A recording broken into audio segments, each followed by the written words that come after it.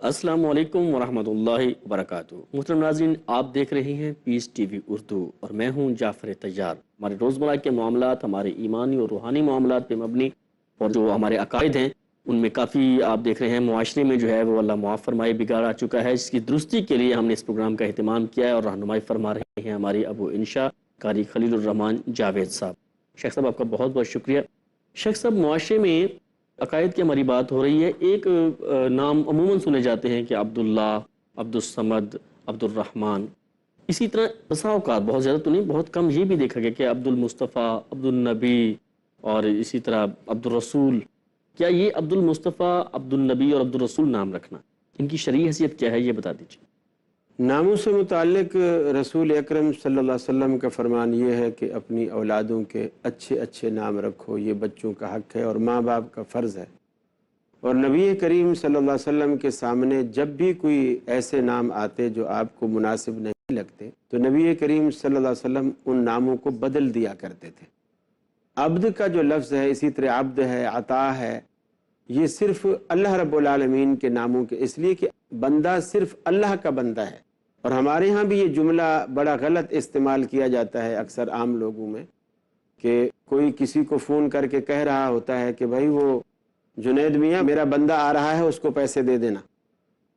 یہ اسی طرح جس طرح میں نے کہا نا کہ ہم بے دھیانی میں بہت سے چھوٹے چھوٹے میرا بندہ آ رہا ہے، ہاں، کہ جنید میاں میرا بندہ آ رہا ہے، اسے پیسے دے دینا، یا میرا بندہ پیسے لے کر آ رہا ہے، اس سے وصول کر لینا اور جیسے مل جائے مجھے فون کر دینا۔ حالانکہ وہ اللہ کا بندہ ہے، اور وہ جو بھیج رہا ہے، جو کہہ رہا ہے، وہ بھی سمجھ رہا ہے یہ اللہ کا بندہ ہے، لیکن ہمارے ہاں بے چونکہ دھیانی میں۔ ایسا چلتا ہے، رواج پڑ گیا ہے اور اسی رواج کے رو میں ہم بھی بہہ گئے ہیں، تو اس اعتبار سے وہ کہتا چلا جا رہا ہے۔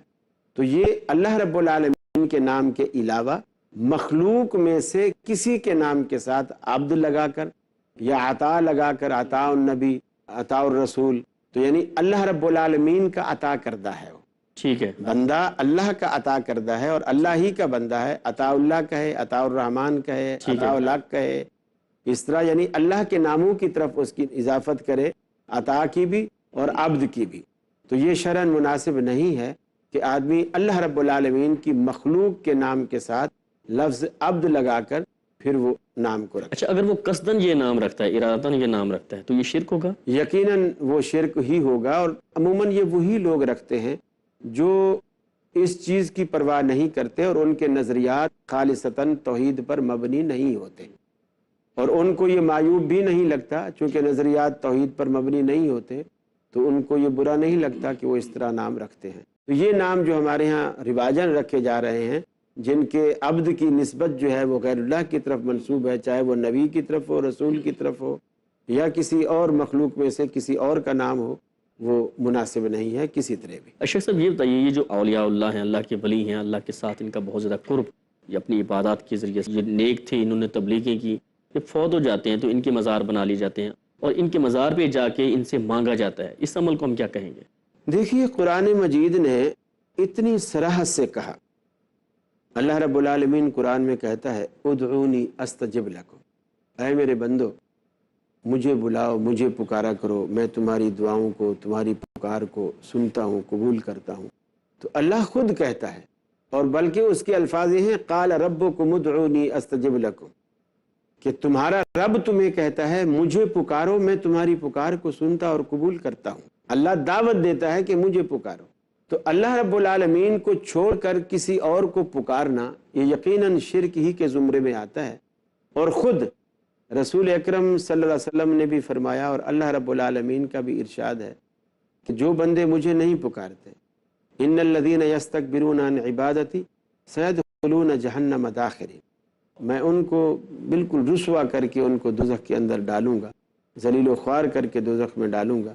دیکھیے، اولیاء اللہ جو دنیا میں آئے ہیں، اولیاء اللہ اس لیے نہیں آئے ہیں کہ جب ہم فوت ہو جائیں تو ہمارا مزار بنایا جائے۔ اولیاء اللہ رب العالمین اس لیے بھیجتا ہے کہ لوگ ان سے رہنمائی حاصل کریں، جس طرح وہ ایک اچھا عمل کر کے، نیک عمل کر کے اللہ کا دوست بنا ہے، لوگ بھی اسی طرح نیک عمل کر کے اللہ کے دوست بنے۔ اور اللہ نے خود تعریف کی الا ان اولیاء اللہ لا خوف علیہم ولا هم یحزنون، کہ جو اللہ کے نیک بندے ہیں ان پر نہ تو کوئی ڈر ہے اور نہ کوئی ان پر غم ہے۔ یہ دو چیزیں، خوف بھی اور غم بھی، جو اللہ رب العالمین نے یہ دونوں اصطلاحیں استعمال کی۔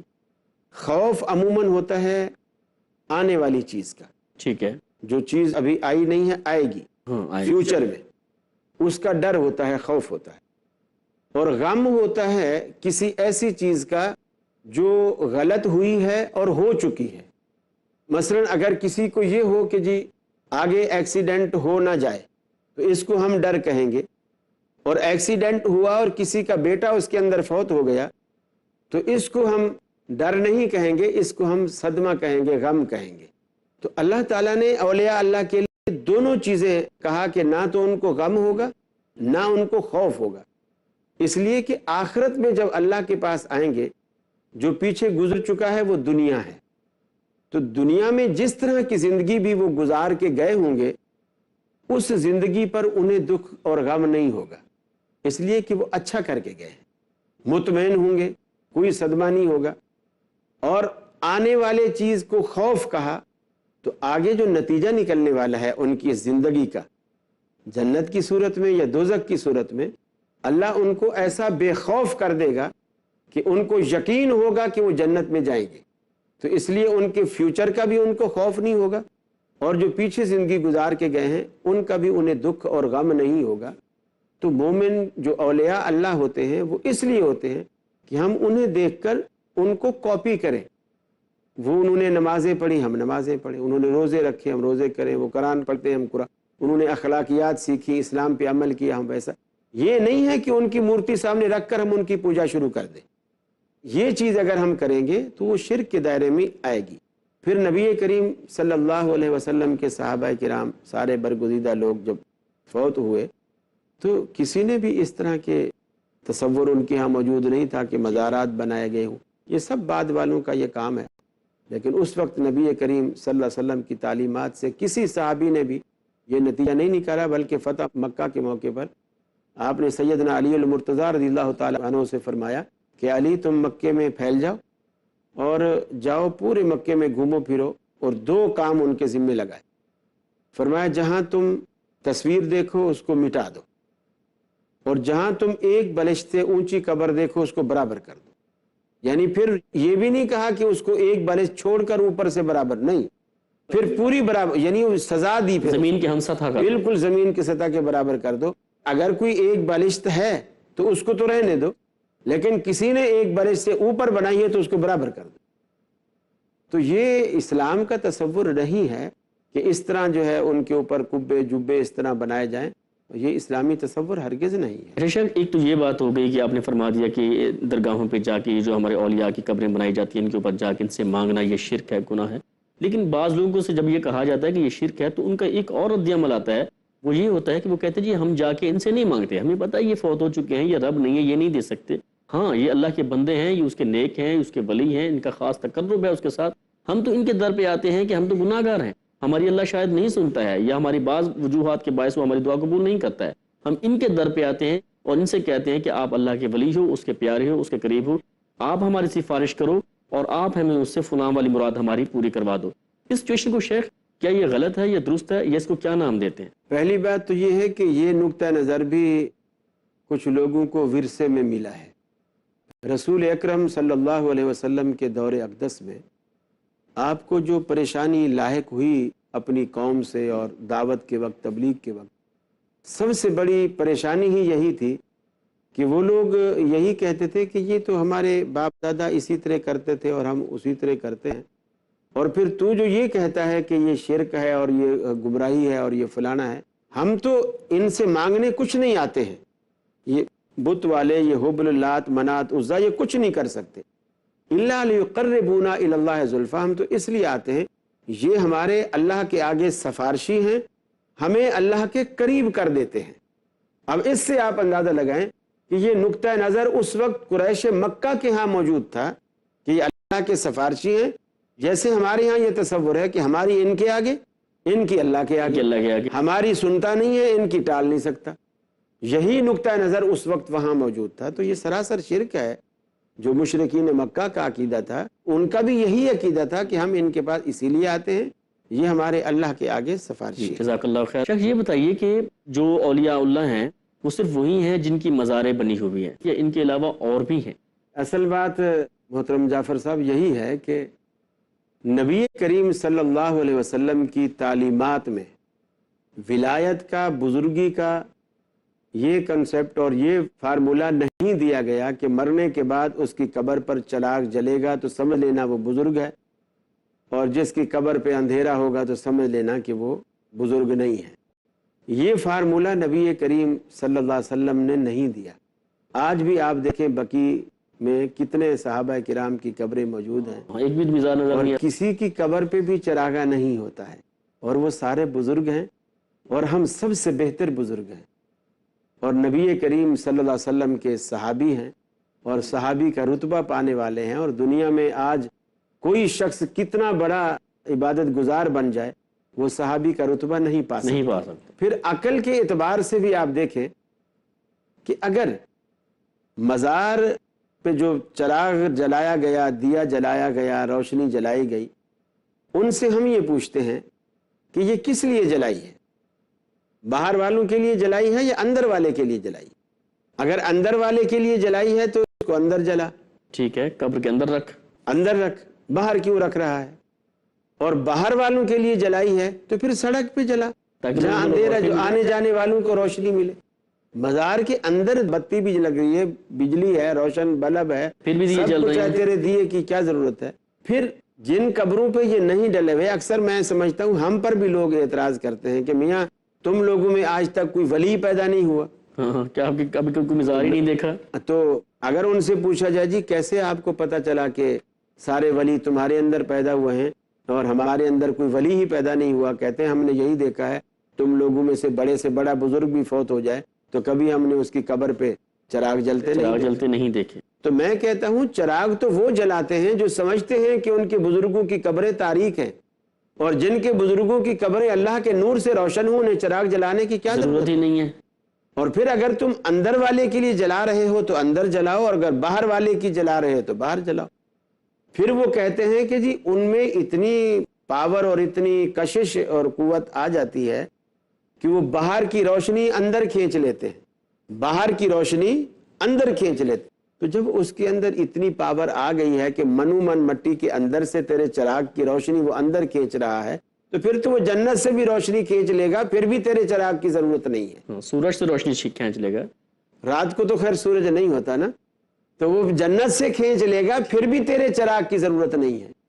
تو یعنی کسی صورت میں بھی نہ عقلاً اور نہ شرعاً کسی اعتبار سے بھی یہ چیز، اصل تو شریعت کے جو مسئلے ہیں ہمارے لیے جو معیار ہے وہ اللہ کا قرآن ہے اور نبی کریم صلی اللہ علیہ وسلم کا فرمان ہے، کہ آپ کے فرمان سے کہیں یہ مثال نہیں ملتی کہ کسی نیک آدمی کے فوت ہونے پر اس کی قبر پہ جو ہے وہ چراغ جلایا جائے۔ ٹھیک ہے، بلکہ آپ صلی اللہ علیہ وسلم نے قبر میں آگ کی پکی ہوئی کوئی چیز رکھنے سے، لگانے سے بھی منع فرمایا، اور حتیٰ کہ قبرستان میں جیسے دفن کے لیے لوگ جاتے ہیں تو اس وقت بھی آپ نے آگ ساتھ لے جانے کو منع فرمایا، یعنی قبرستان میں آگ ساتھ لے جانے کو منع فرمایا، اور قبر کے اندر بھی آگ کی پکی ہوئی کوئی چیز لگانے کو، استعمال کرنے کو، جیسے پکی اینٹیں ہیں، کوئی اور چیز ہے، جو بھی آگ پکی ہوئی چیز ہے، اور یہاں تو آگ ہی جل رہی ہے، یعنی آگ کی چیز لگانا تو دور کی، جب جل ہی آگ رہی ہے پھر اس کو پکا کیا جاتا ہے، چونا گچ کیا جاتا ہے، یہ تصور اسلامی نہیں ہے۔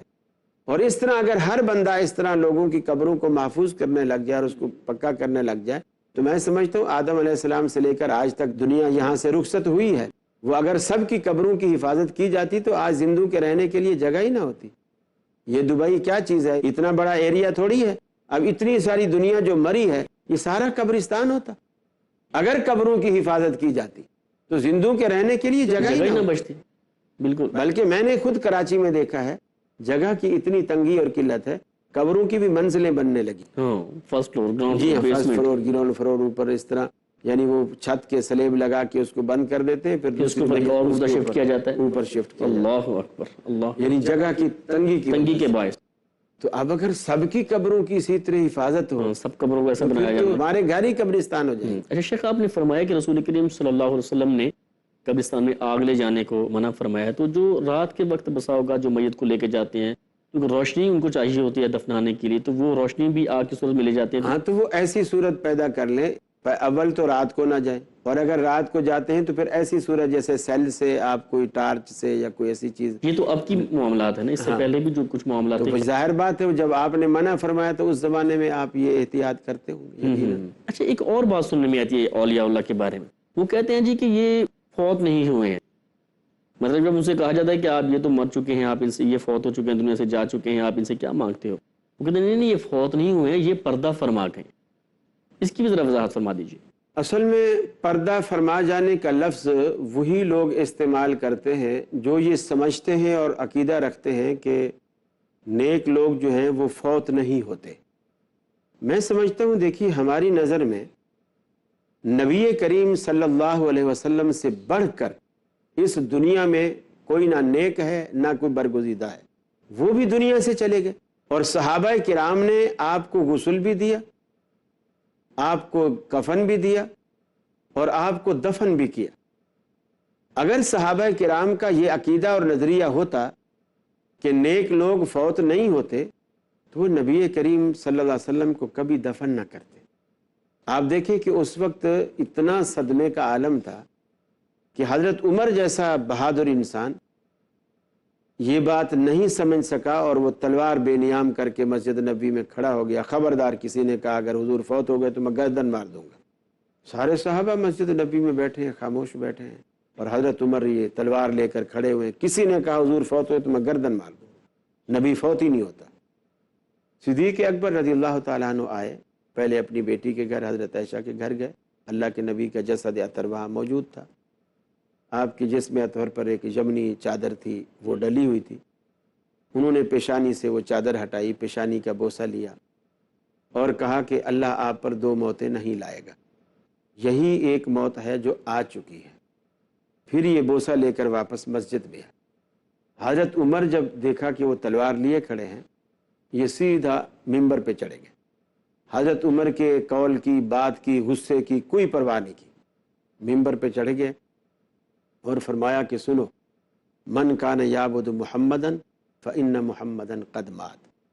جو شخص تم میں سے محمد صلی اللہ علیہ وسلم کی عبادت کرتا تھا وہ سن لے کہ اس کا معبود آج فوت ہو گیا ہے۔ قد مات، موت کے لفظ استعمال کیے صدیق اکبر نے، کہ جو شخص یہ سمجھتا ہے کہ وہ اللہ کے رسول کی عبادت کرتا تھا وہ یہ سمجھ سن لے کہ اس کا معبود فوت ہو گیا۔ ٹھیک ہے۔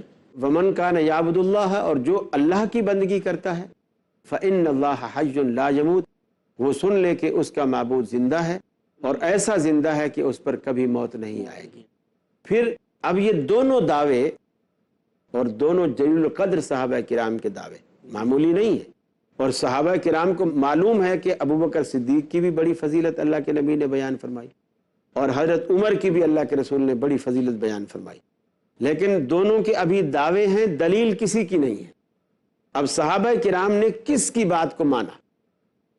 صدیق اکبر رضی اللہ تعالیٰ عنہ نے دلیل دی، انہوں نے کہا قرآن مجید میں اللہ رب العالمین کہتا ہے وما محمد الا رسول قد خلت من قبلہ الرسل افإن مات او قتل انقلبتم علی اعقابکم، کہ محمد صلی اللہ علیہ وسلم بھی ایک رسول ہیں، باقی آپ سے پہلے بھی انبیاء آئے اور چلے گئے، اگر آپ بھی چلے جائیں گے تو کیا تم اسلام سے منحرف ہو جاؤ گے، اسلام سے ہٹ جاؤ گے؟